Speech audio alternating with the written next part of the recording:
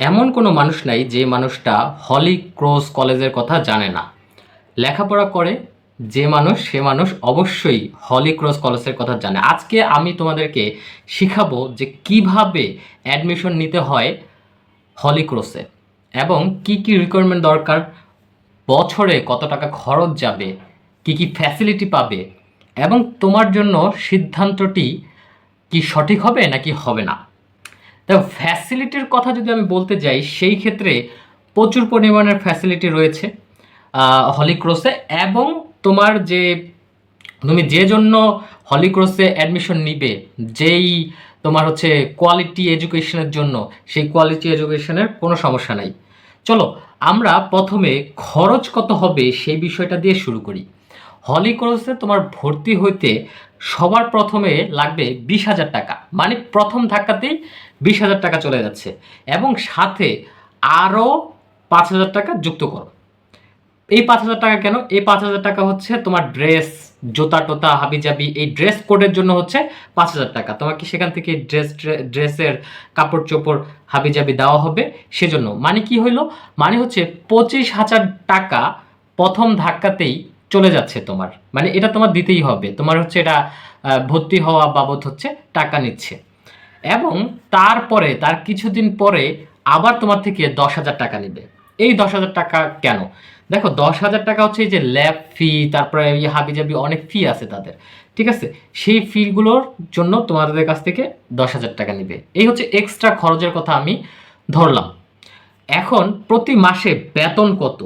প্রতি মাসে বেতন হচ্ছে 2,500 টাকা।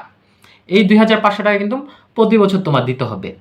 একইভাবে সেকেন্ড ইয়ারে যখন উঠবে তুমি, তখনও কিন্তু তোমার এই যে 20,000 টাকা দিতে হবে এবং তুমি ড্রেস নাও বা না নাও সেটা কোনো ম্যাটার না। এবং পরবর্তীতে আবার 10,000 টাকা দিতে হবে।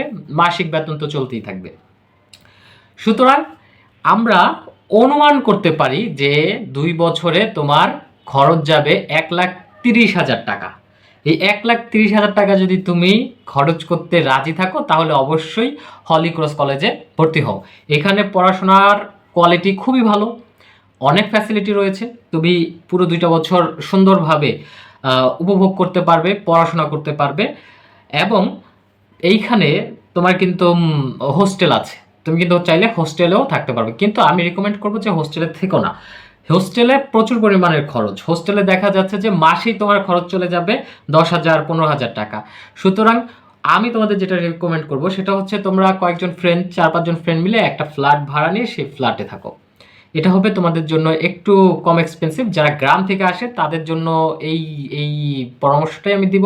আর যারা ঢাকা থাকো তাদের তো আর হোস্টেল লাগছে না। আর যদি মনে করো যে থাকা লাগবে তাহলে এইভাবে তোমরা থাকতে পারো যে একটা ফ্ল্যাট ভাড়া নিয়ে সেই ফ্ল্যাটে 3-4 জন 5 জন মিলে থাকবা। তোমাদের খরচ খুবই কম আসবে।